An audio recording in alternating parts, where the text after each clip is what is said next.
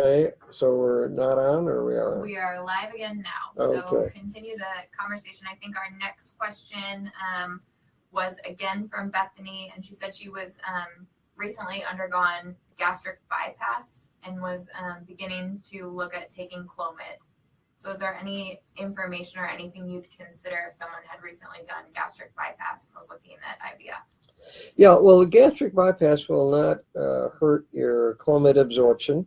Clomid is a pill. It's the oldest fertility drug ever. It goes back 70 years, and it was originally developed by pharmaceutical companies as they wanted to make it a birth control pill because it was it was similar to estrogen, so they thought they could suppress ovulation with it. This goes back so far.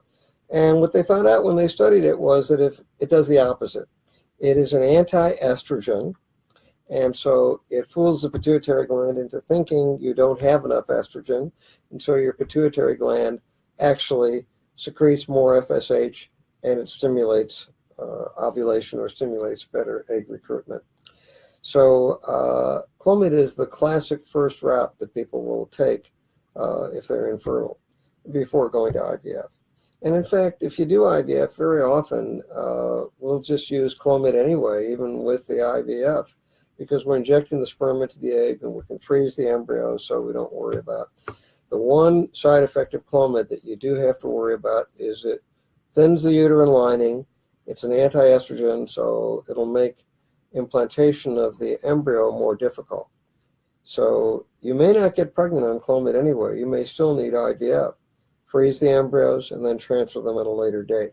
But I'm really glad to hear that you had the gastric bypass and it's working, because obesity is maybe the #1 health problem throughout the world in developing countries, certainly in the United States, and it's so hard to tackle it.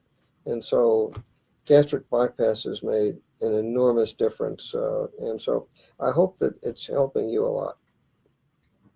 Would you recommend that couples who are struggling to conceive try ovulation kits or ovulation testing?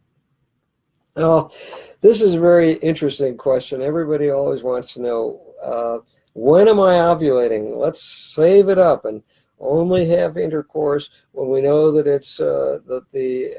we're going to ovulate. And this is really, in an ironic sense, a good way to practice birth control. I'll explain to you why. The ovulation kits are very inaccurate. It's about a $3 billion a year industry, and they're very, very inaccurate.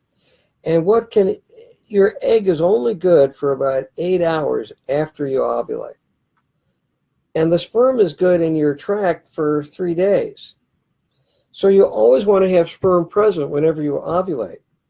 One reason IVF works so well, no matter what the infertility problem is, we're getting the egg right then and there, we're fertilizing it with the sperm right then and there, and we don't have to worry that we're mistiming. So even with IUI, which is very popular, it's really easy to mistime it because the egg is only good for 8 hours after ovulation. So frankly, and the husbands all love this when I give this advice, if you're going to try to get pregnant, certainly for the next year before you go to IVF, say if they're a younger couple, have as much sex as you can. Now, the average in humans, the average tends to be 2 or 3 times a week. That seems to be what couples are inclined to. Many will have sex every day or twice a day, and many will have sex once a week. But the human average is about every 2 or 3 days. Now that fits perfectly with the ideal fertility timing, because that way there'll always be some sperm around when the woman ovulates. So I have a rather nihilist view about this based on over 50 years of experience. And that is, if you're trying to get pregnant naturally, don't try to time it. Just have a lot of sex. The husbands always want me to write that down on a prescription pad. But that's my advice in terms of ovulation timing. Lorena says, I only have 1 tube left because of an ectopic pregnancy. Would you recommend an insemination before an IVF procedure? Well, so here's a woman that's already had an ectopic, and did she say she had that tube removed, or? She only has one tube left. Yeah, so she had that tube, only has one tube left. Well, the only issue about, I think, when you should go to IVF is one tube is okay, but the issue is how old are you and what's the husband's sperm count. So if the sperm count is low, well, you'd proceed to ICSI IVF fairly quickly. If you're getting older, you'd proceed to ICSI IVF fairly quickly. But if it's just purely one tube left and you're young, then that's all you need, and you don't have to rush into it. Okay. Donna would like to know, when do you know you are ovulating with PCOS? Okay. So with PCOS, that's a eponym for polycystic ovary syndrome. And PCOS is often underdiagnosed. In the old days, before we had hormones and ultrasound assays 50 years ago, it was called Stein-Leventhal syndrome, and it was associated with obesity, oily skin, and sort of hirsutism, facial hair. And that would represent a tiny percent of people that really have PCOS. So PCOS really means you're not ovulating, or you're ovulating late in the cycle. So let's say you're not ovulating on day 14. Let's say you're ovulating on day 20. Well, those eggs are not going to be as good or as fertilizable as if you have regular 28-day cycles, ovulate on day 14, menstruate on day 28, and that's day 1 on day 28. So PCOS is commonly associated, ironically, with a huge number of eggs. Too many eggs. Women that have high antral follicle counts and high AMHs and huge numbers of eggs will suppress their FSH in the first part of the cycle on day 1. And so they never really recruit a dominant follicle. So they have these irregular cycles. So irregular cycles is often a sign that you have too many eggs, not too few eggs. And then the question is, how do you deal with that? How do you treat that? Well, typically, when you try to treat PCOS with just stimulation without IVF, too many follicles develop, and it's dangerous, and there's a risk of multiple pregnancy. So, frankly, I think that the best way to deal with PCOS is IVF and transfer just 1 or 2 embryos, no more than 2, and freeze all the extras. That way you can stimulate appropriately and not have to have this fear, oh, well, geez, there are 4 follicles. Well, do we cancel this, or do we do IUI, or what do we do? I think IVF turns out to be a safer way to do it. And frankly, nowadays, we can transfer just 1 embryo and have extremely high pregnancy rates and not even worry about transferring 2 in the current era. So I think IVF is a safer way to deal with PCOS than just ovulatory stimulation.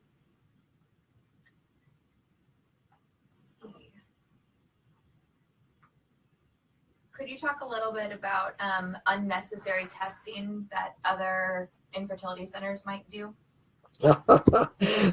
You said unnecessary testing that other infertility centers might do. Well, okay, that's getting into one of my, I didn't ask for this question or expect it, but it's one of my pet issues. Women can get older, and their eggs get older while they're going through a lot of unnecessary testing. For example, routine laparoscopy, not necessary. Even routine hysteroscopy isn't necessary with modern 3-dimensional ultrasound. We know if there's any problem inside the uterus. We don't have to do that unless we see a problem on ultrasound. All this hormonal testing, completely unnecessary. We can tell with 1 ultrasound what your ovarian reserve is, how your uterus looks, if you have dilated tubes that would interfere with getting pregnant. There's just a lot of testing that can add. Oh, and men can go through sperm DNA fragmentation testing that I will go on record as saying is totally worthless. They can go through multiple semen analyses, and all you need to know is one semen analysis, really. You can go through antibody testing, and there's just a myriad of tests that fertility clinics will perform, and it's either because there's revenue generated by it, or it's because they're just trying to not put you through IVF. They're hoping they can find an answer that'll have a simple treatment. It's either something very cynical or something very naive. But my view is a lot of testing isn't necessary, and can really lead to frustration and anxiety, and better just to go right to the quick and do what you can to get pregnant as soon as you can. Kendra, what was your experience like with the Infertility Center of St. Louis?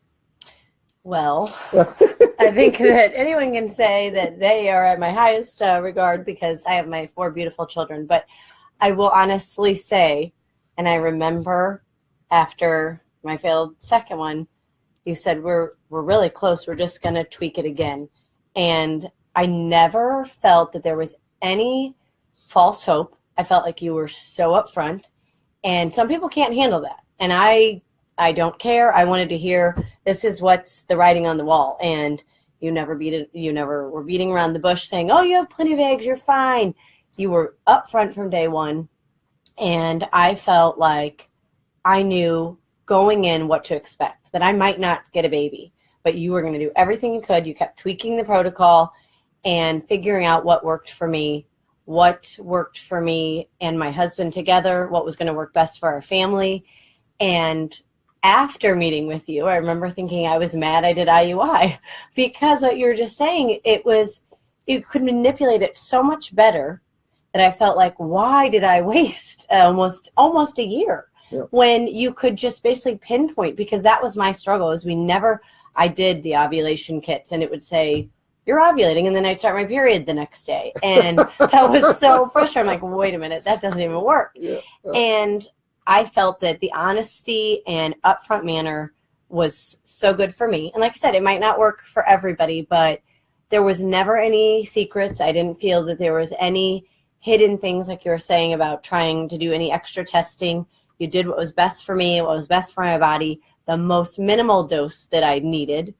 And I never even felt I hear so many people that have been through this saying, oh, I felt horrible and I felt that I couldn't do anything. And I felt, yes, there was ups and downs of emotions, but I felt like myself still, and I was doing everything in my daily life, and I couldn't have asked for a better situation for the situation I was in. And I thank you for that. Wow. So, there you go. I didn't ask you to say that, but that was wonderful to hear. It's so true. And I look at those children every day and I tell people, I just wish for the people that are older that IVF would have been out there for them, because, and my parents, obviously both in the medical field, say to me, they're miracles, but look what people can have today because of people like you. And I tell everyone too, that you constantly continue to do your research. And I know we did the endometriosis scratching after the failed one, and boom, there we go. I was pregnant. And right before you did it, you were, I think, in Israel doing research about it. I'm like, thank you. So mystery solved. But you don't hear that a lot, that people are continuing to do research and get better, because obviously you've perfected what you're doing, and you could be just saying, okay, here's the deal, and you continue to do the research to make it better for each individual patient. Wow, thank you. Well, I do feel very. Yeah, I can't thank you enough for my baby. I feel very, very strongly that you have to keep on doing research if you're going to stay on the leading edge. And you may not be the one to discover the next new thing, but if you're doing research, you're communicating with those who will discover the next new thing. So I think doing research is really a critical part of the practice. And I still, in December, I'm going to Hong Kong, and from there to Kyushu. And you know what's going on in Kyushu, Japan. Maybe you don't know, but we're doing this with mice. This won't be for humans for a long time, but we can actually take skin cells from the mouse and turn them into stem cells, turn those stem cells into eggs, fertilize them with IVF, and they make baby mice. Whoa. Now that's really wild. Now, That is obviously that's not going to be for a long time for humans, maybe a half a century, but by communicating with these basic scientists and doing this basic research, well, like right now we're taking testicle specimens, tiny specimens from someone that needed a testicle biopsy, and we're doing what's called a transcriptome analysis. So we're finding all the genes that control sperm production with this. Well, this is very important for male infertility, and it's going to be useful at some point. So anyway, so I'm going to Kyushu then, and I'm going to China then in January, where we have a number of research projects going on. And you mentioned Israel. You know where the endometrial scratch came from? I wish it wasn't called an endometrial scratch. I said, it's terrible can we just say sounding. it's a fluffing of the uterus, a little makeover? Yeah, that's what it really is. I mean, people think, oh, we're creating inflammation. That's not what we're trying to do. It's a brilliant, simple idea. I remember Dr. Shlomo Mashiach from Tel Aviv was the one that first came up with this, and now everybody is doing it. But humans are the only animals that actually menstruate. Well, some other apes do, but basically humans are the only animals that actually menstruate. I mean, they have their cycles and all that, but they don't really bleed. So there's something about implantation of the embryo in the human that requires a new endometrium every month. And if there's some defect in the way you slough that endometrium, well, we're making up for that by actually, if you do, Dr. DeRosa, who you know also work with, he started doing hysteroscopies after doing the scratch. And he found out it's not really a scratch. If you do it thoroughly, it's the same as a curettage. I mean, it's a clean uterine lining. So it's a simple office procedure for giving you a brand new uterine lining. And it was so easy. I remember you said, "Are you okay?" I'm like, "That was it? You're finished?"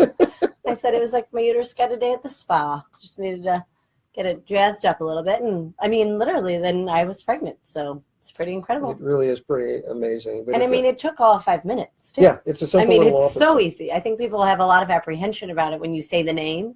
And then when you realize it was so simple and you can get 2 babies, then why not? Good. We have one last question. Who do you recommend Mini IVF for?